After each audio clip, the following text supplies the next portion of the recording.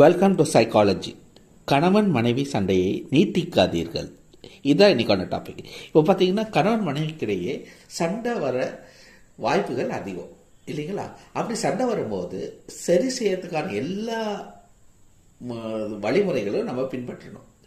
அதாவது எப்படி சரி செய்யலாம் அப்படின்னு பார்க்கணும். இதை எப்படி நீட்டிக்கலாம், அப்படி நீட்டிட்டு போகுது அப்படின்னு விடக்கூடாது.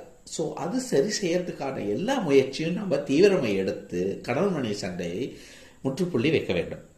ஏன்னா அது ஹெல்த்தியான விஷயம் கிடையாது அது நீட்டிக்கிறது.